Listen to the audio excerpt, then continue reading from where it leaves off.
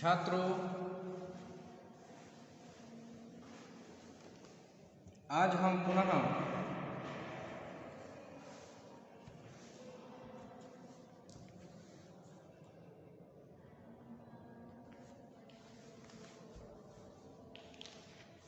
रामधारी सिंह दिनकर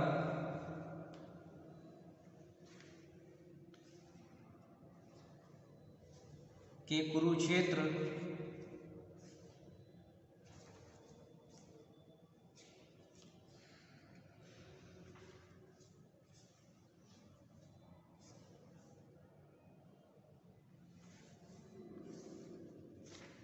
के षष्ठ सर्ग की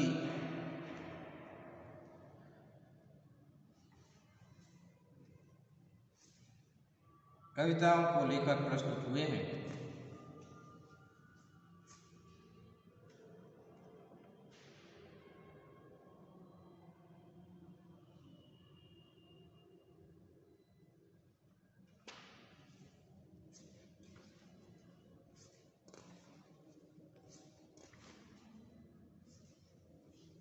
दिनकर जी ने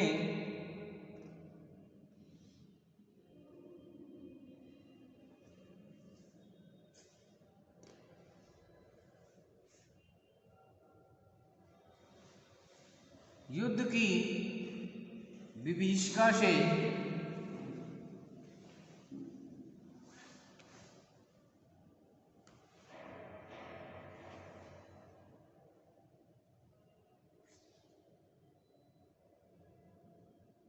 उत्पन्न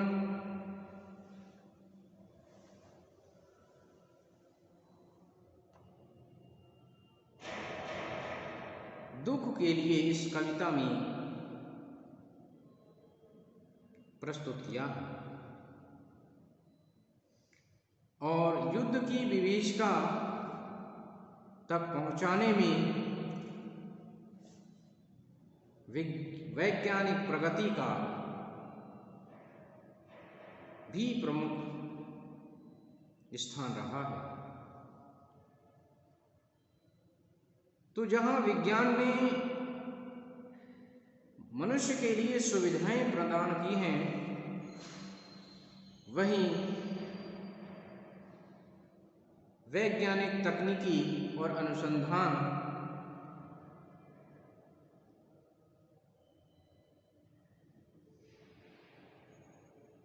युद्ध के लिए भी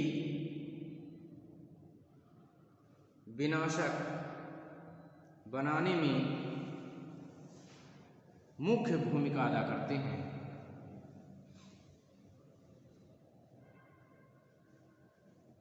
तो इसी बात को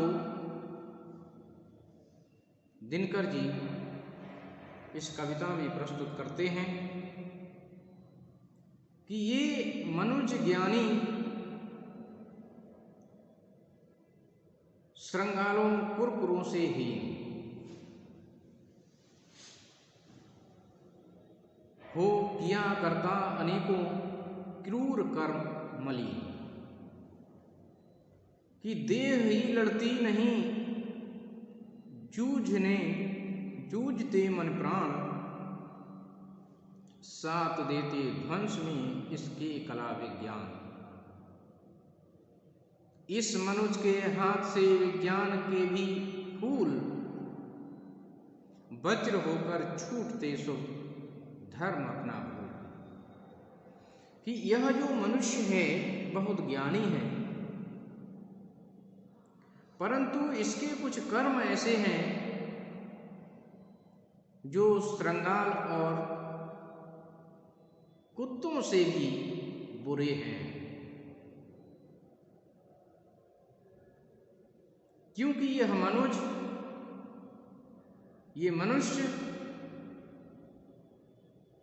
अनेक प्रकार के क्रूर और मलिनता से युक्त कर्म भी करता है और इसके कुकर्मों को देखकर देह ही लड़ती नहीं जूझते मन प्राण, अर्थात न केवल देह ये शरीर बल्कि अंतर मन भी उद्वेलित हो उठता है। साथ देते ध्वंस में इसके कला विज्ञान, अर्थात विध्वंस करने में इसके कला और जो विज्ञान है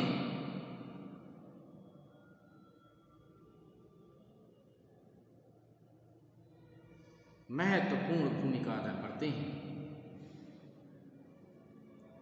इस मनुष्य के हाथ से विज्ञान के भी फूल और वज्र होकर टूटते सो धर्म अपना भूल।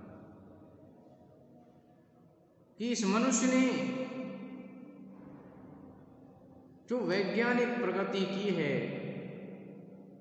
उसके बल पर जो फूल हैं वे भी वज्र होकर टूटते हैं, धर्म अपना भूल।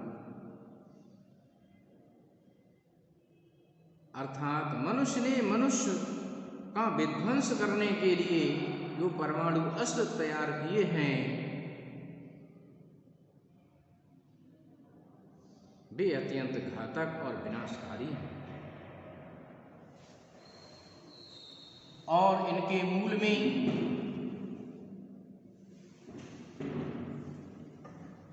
वैज्ञानिक प्रगति ही है, जिसके कारण जहां एक ओर मनुष्य को अनेक सुविधाएं प्रदान की हैं और वहीं इस तकनीकी के द्वारा वह मनुष्य को विध्वंस के कगार पर लाकर खड़ा कर दिया है।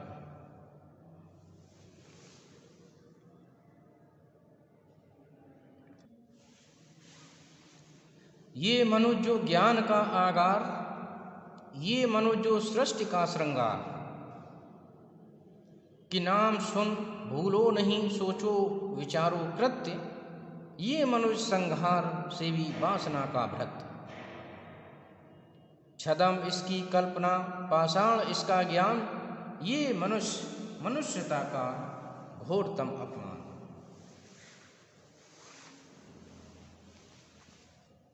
कि ये मनुष्य जो ज्ञान का आगार, अर्थात ये जो मनुष्य है, आगार कहते हैं घर के लिए, कि ये जो मनुष्य है वह ज्ञान का भंडार है, आगार है, घर है, और जो इस सृष्टि का श्रृंगार करता है।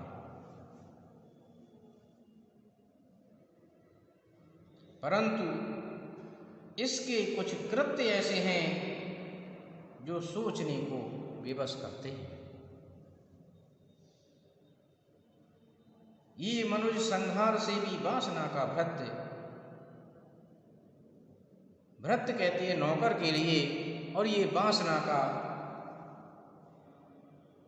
नौकर बन चुका है,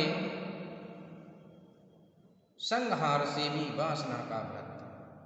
अर्थात मनुष्य ही मनुष्य का संहार करने के लिए वासना का भृत्य बन चुका है, उसके वशीभूत होकर ही कार्य करता है।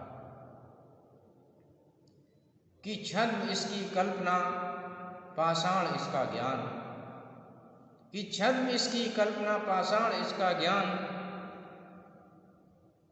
ये मनुष्य मनुष्यता का घोरतम अपमान। कि छद्म इसकी कल्पना, छद्म कहते हैं धोखा, कि छद्म इसकी कल्पना, पाषाण इसका ज्ञान, पाषंड इसका ज्ञान, अर्थात इसकी जो कल्पना है इसमें भी धोखा है, पाषंड इसका ज्ञान, और इसके ज्ञान में भी पाखंड भरा हुआ है। ये मनुष्यता का घोरतम अपमान। कि इस प्रकार का जो मनुष्य है ये मनुष्यता का अपमान करने वाला है, इसका सम्मान करने वाला नहीं है। क्योंकि मनुष्यता मनुष्य को जियो और जीने दो की प्रवृत्ति सिखाती है, परंतु यह जो मनुष्य है यह तो मनुष्य का संहार करने पर ही तुला हुआ है। तो ऐसे मनुष्य के कर्मों के लिए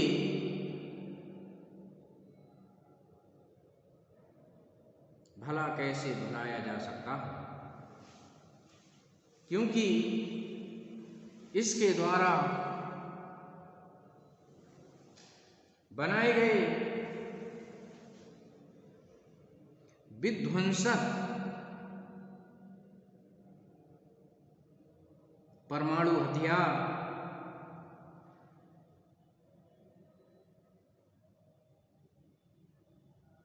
संपूर्ण मानव जाति के लिए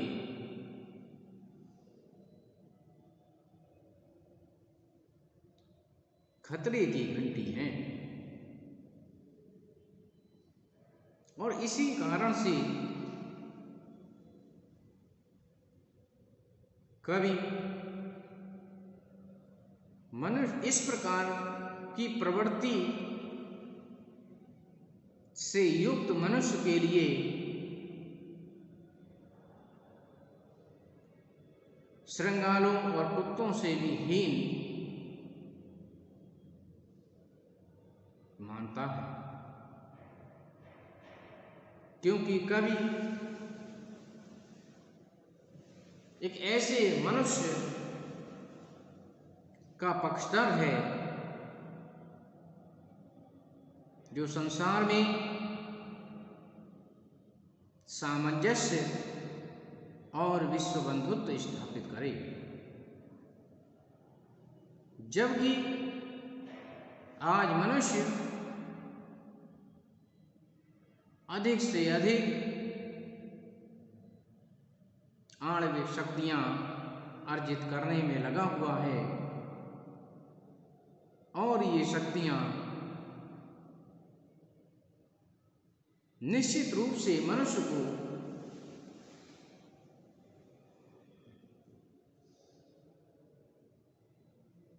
विध्वंस के रास्ते पर ले जाती हैं। तो इसीलिए कवि इस प्रकार के मनुष्य को मनुष्यता का घोरतम अपमान कहता है।